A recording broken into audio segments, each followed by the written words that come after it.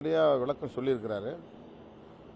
உடனே எல்லா பத்திரிகையாளர்களையும் கூட்டி நான் அந்த பொருளில் சொல்லவில்லை, காங்கிரஸ் அதை திரித்து பேசுகிறது, எதிர்க்கட்சிகள் திரித்து பேசுகின்றன என்று அவர் விளக்கம் அளித்திருக்கிறார்.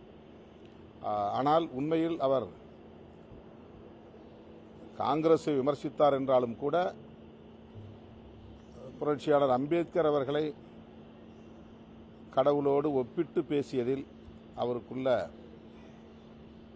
ஒரு வெறுப்பு அல்லது அம்பேத்கர் மீதான ஒரு குறைவான மதிப்பீடு வெளிப்பட்டிருக்கிறது.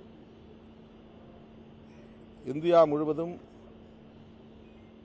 அதற்கு எதிர்ப்பு கிளம்பி இருக்கிற சூழலில் பிரதமர் மோடி உட்பட அமித்ஷா அவர்கள் பேசியது தவறில்லை என்று நியாயப்படுத்துகிற முயற்சியில் ஈடுபட்டிருக்கிறார்கள். எக்ஸ் தளத்திலே அவற்றை முழுமையாக வெளியேற்ற வேண்டும், அதாவது நீக்க வேண்டும், அந்த பதிவுகளை முற்றாக நீக்க வேண்டும் என்றெல்லாம் அரசின் சார்பிலேயே வேண்டுகோள் விடுத்திருக்கிறார்கள். ஆனால் அந்த நிறுவனம் அதற்கு மறுப்பு தெரிவித்திருப்பதாகவும் தகவல்கள் கூறுகின்றன.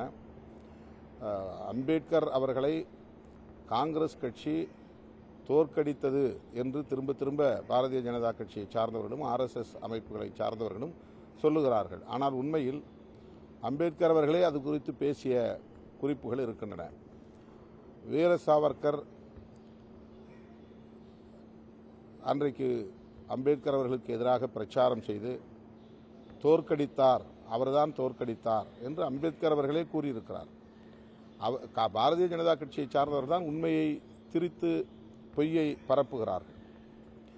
அடுத்து அது ஒரு எலக்டோரல் மோட்டிவ். தேர்தல் நேரத்திலே யார் எவ்வளவு பெரிய ஆளுமை நம்மை எதிர்த்து நின்றாலும் அவர்களை தோற்கடிக்க வேண்டும் என்றுதான் நாம் நினைப்போம்.